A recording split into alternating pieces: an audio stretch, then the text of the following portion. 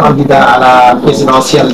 2024, a convoqué ce jour pour parler un peu de quelques événements qui sont survenus au niveau de notre pays. Donc, comme vous le savez, la coalition Nekkal Fi Askan Wi, comme son nom l'indique, est le représentant du peuple. Donc, c'est pourquoi nous devons de parler de certains points. Donc, ils seront axés précisément en 4 points. Donc, le premier point sur lequel l'honorable député va parler, il a déposé récemment un projet de loi concernant le parrainage. Parce que, comme vous le savez, vous avez vu au niveau de la TAF le nombre de fiches de parrainage qui ont été retirées. Donc, on a cité plus de 200. Donc, dans un pays démocratique sérieux, on sait que ça, c'est inacceptable.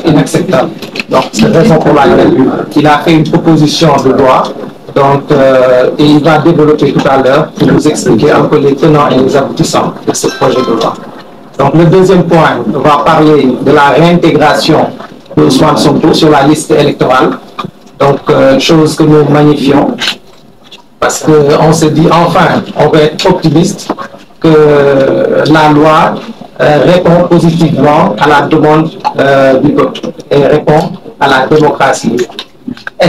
Nous espérons que ça va continuer dans ce sens. Mais comme c'est à mi-chemin, nous le magnifions. Donc, il va développer aussi là-dessus pour donner sa position, son point de vue sur cette question.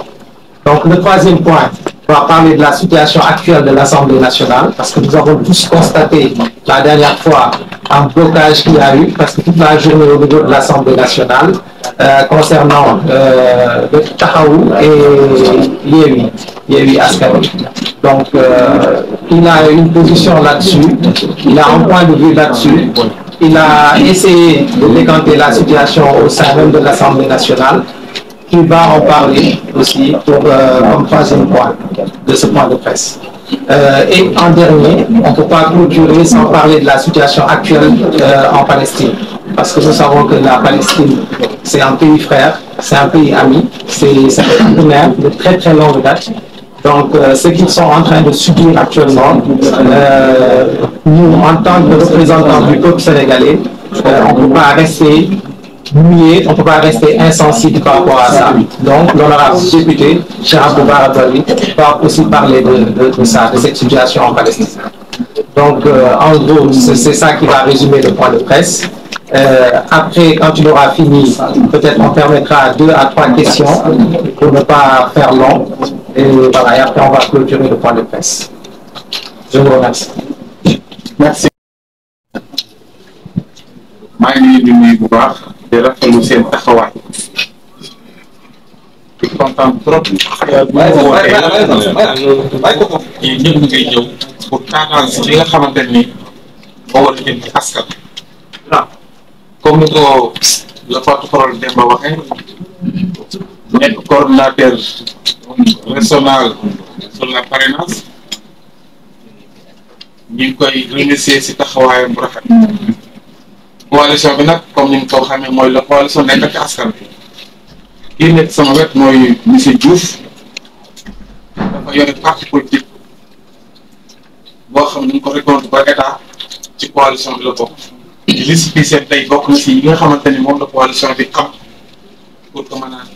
dem déposé pour bokk si ñi nga xamante ñooy joxe di rafetlu bu baax a baax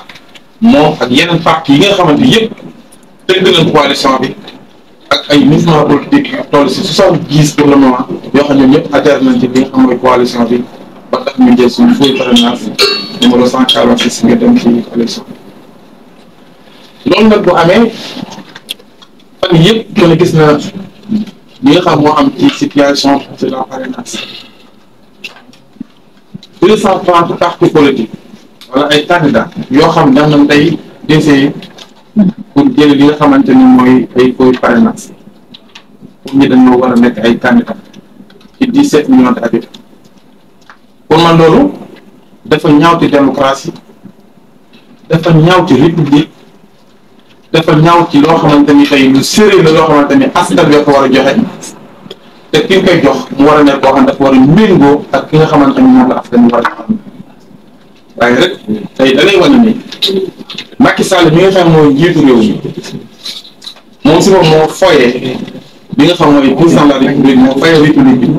ba tax ku jóg bu nekk tey nga ñu war naa mën a jóg laaj ñenn si bopp moom moo leen cautionné pour ñu mën a dem jëlee ay fiches loolu moo tax ñun ci li ñu yoon may bi nga xamante ne assemblée nationale convoqué na samedi lundi bi ñu ubbee ñu ñooy ki njëkk déposé li nga xam ne mooy proposition de loi modification code électoral modification électoral bi nag dafay visé ci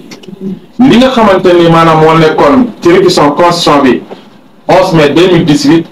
loi numéro 2018-14 sur la parrainage citoyen li nga xamante ni aussi moom la waxaat ci li nga xam mooy loi bi ñu modifié ko ci li nga xamante ni moo nekk 2023 bi passé ni modification bu mujj bi jëm ci li nga xamante ni moo nekk léegi parrainage citoyenneté plus parrainage le maire lii ak li nga xam mooy ay député loolu nag bi ñu ko seetee ci modification boobu noonu dañ di léegi ci article 57 alinéa 15 et 16 dañuy proposé léegi képp koo xam ni da nga bëgg a jël fiche parrainage da lay laaj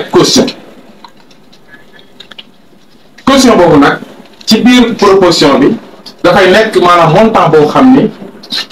arrêté moom moo koy fixé comme ni ñuy fixé caution bi nga xamante mooy participation de élection pour candidat ci bépp élection boo xamante ne dañ si laaj parrainage caution boobu aussi dañuy wax si biir loi bi bu mu fekkente ni déposé nga ko nga dem jël fii parrainage boo mëtul parrainage bi lay laaj danay perte si caution boobu loolu bu ñu ko defee dañu gën a segg ñi nga xamante ni jàpp nañu ni ñoom dañuy dem rek pour jël fiche wane ne ñoom ay candidat lañ te fekk ni dañ ko jël pour saboter wala pour yàq ndax li si aju dafa bari tey ñun ñi nga xam ne ñoo nekk assemblée nationale xam li nga xam moom lañ woote woon ci loi bu mujj bi 230 candidats yooyu tey bu ñu jëlee seen parrainage ba déposé conseil constitutionnel candidat yooyu benn candidat bu si ñàkk bakkanam Macky Sall day dàq élection yi conseil constitutionnel mooy dàq élection yi ñaari at ba juróomi at kon yaakaar naa ne loolu dafa sérieux te nit ñi xamuñu ko te 230 personnes kenn ku nekk kenn xamul kan ku nekk lan moo ko dal kon yaakaar naa ne loolu am na lenn loo xamante ni war nañ ko xoolaat ci biir beneen bi mooy candidat yooyu képp koo xam ni tey dem nga jël sa fiche parrainage ba noppi nga dem déposé conseil constitutionnel comme ni ma ko waxee boo génnee àddina conseil constitutionnel da ngay dàq élection yi sans délai mën na ko yóbbu 200 mën na ko yóbbu 50 amul limite ci réew mi sérieux nag loolu man jàpp naa ne war nañu ko bàyyi xel te ñu si bëree bëri Macky Sall moo nekk seen ginnaaw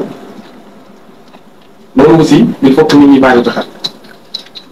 kon loolu moo waral ñu déposé li nga xamante mooy proposition de loi bi moo nekk nii dana leen ko jox di xaar assemblée nationale mu am si ñu gën a gaawee parce que proposition de loi la wax ne war a modifier li nga xamante ni mooy code électoral yoon moo ma ko sax def naa ko di si séntu aussi loo xamante ni mooy jariñu askan bi parce que tey askan bi yëpp xam nañ ni tey lii Macky Sall teg muy ay anam yoo xamante ni tey dañuy seet ñu leen neex ñu bëgg leen a génn ci ay liste électorale wala ñu bëgg leen a xañ ñu ne bokk si élection yi di contrôler wala muy seet ñii wala ñeent loolu nag bokk na si li nga xamante ni moo waraloon proposition de loi pour mu wax leen ni depuis démb ci lënd barki démb ci lënd bi lañ déposé ndax samedi lañ ubbi dimanche liggéeyuñu waaye lundi déposé nañu ko mi ngi si table président assemblée nationale fii may wax ak yow pour que ñu war koo ñu war see waxtaan fii ak semaine bii ñëw bu neex yàlla pour que ministre bi ñëwaat assemblée nationale pour ñu modifier li nga xamante ni mooy code électoral. Deuxième point bi mu jëm ci mbirum Ousmane Sonko le président Ousmane Sonko gis ngeen ñu ko waa DCI def sukkandiku ci article 230 231 232 ci code pénal ndax ñoom dañoo jàpp ni bu ñu condamné contumace automatiquement am lay rek sukkandiku aussi tamit ci article 28 ci li nga xam mooy code électoral waaye contumace bu nga xasee ba téye contumace bi day jeex du ko ne xam ne Ousmane Sonko dañ ko téye kon contumace amatu loolu moo waral bi nga xamante ne jëf nañ jëf jooju te jot ndigalul ministre de l'intérieur jot ndigal si président de la république ngir ñu bañ a jox Ousmane Sonko ay fiches de parrainage parce que administration du def lu mu laajul ndigal bi mu demee lañ ko wax mooy dañoo jot suñuy RAC yi mënu leen a jox fiche parrainage parce que lii ñoom tamit avocat yi dem fi nga xamante ni fa la wax na doon na benn muy tribunal de Ziguinchor déposé ba li nga xamante ni mooy pour que ñu annulé loolu yàlla dogal na juge bi nga xamante ni mooy système ba tey def lu am solo loo xam ni histoire dana ko marqué ci courage am ci détermination ci wax ngir dëgg ngir yàlla te xam ne lépp day jeex mu ne lii nga xamante ni moom la administration bi def tegul si yoon kon Ousmane Sonko nañ ko delloowaat mooy ak yelle ñu dugg ko rek baax loolu nag day wane ni ba tey am na ay juges yu fi nekk yu pare pour jox dëgg defal yoon pour que avenir Sénégal jëm kanam loolu nag bu amee ñun ñëpp tey képp koo xamante yaa ngi woote démocratie si réew mi woote justice si réew mi yaa ngi tàmbali xam ni justice baa ngi tàmbali waat gën naat di wane li nga xamante ni moom la ko doon bàkki loolu nag am na ñu koy rafetlu di wax état ni mu gën a gaawee na jox Ousmane Sonko ay fiches parrainage parce que yoon moo dox beneen bi di ñaaw lu taxawaayu ascenseur sur l'état parce que ascenseur sur l'état bu demee tey ba juge bi jël décision moom muy contredire juge boobu noonu ngir bëgg-bëggu Macky Sall yow yaakaar na lu ñaaw te ku ne xam na ni ascenseur sur l'état état la fi nekkal ndax ñun peuple bi Ousmane Sonko day demande sociale si ñun pour mu nekk candidat ndax ñun li ñu soxla man bu ma dee nekk candidat jàkkaarloo ak ñi nga xam ne ñëpp waroon ñu nekk candidat ba ëllëg képp koo xam ne gañ nga danaa dañoo gën di moo tax nga gañ kon demande sociale la Ousmane Sonko nekk candidat te day nekk candidat par A et par B pour mu leer Macky Sall bu moom mooy téye Ousmane Sonko pour mu bañ a nekk candidat Ousmane Sonko mi ngi aji si peuple bi te li mu leen war a defal yëpp defal na leen ko kon peuple boobu nag moom moo si des pour ñoom ñu dellu dëkkal Ousmane Sonko ñun liñ si war a def ñu ngi koy def depuis 2021 ba tey ñu ngi si côté peuple bu nekk si côté peuple nekk nañ si côté ndax ay góor la bu ñu fàtte démb suñu mbokk la suñu xar la te askan wi ñoo ko yóbbu fi mu nekk comme ni ñu jóg man fi mu nekk bu ko mu tudd xam ñu xam kon loolu bokk na si bi nga xamante ni moom dinaa ko wax mooy Ousmane Sonko situation bi nga xamante ni moom la doon dund tey ñëpp mën nañoo jàpp ni candidature am kenn ndaaloo fii may wax ak yow amul benn yoon benn suuf bu taxaw pour bari candidat Ousmane Sonko bu suba doon élection day bokk te ñi ngi ñaan état bi jël responsabilité am ci li nga xam mooy décision si pour Ousmane Sonko mën a bokk comme ñu maroon yëpp toog li am assemblée nationale aussi pour ñu wax si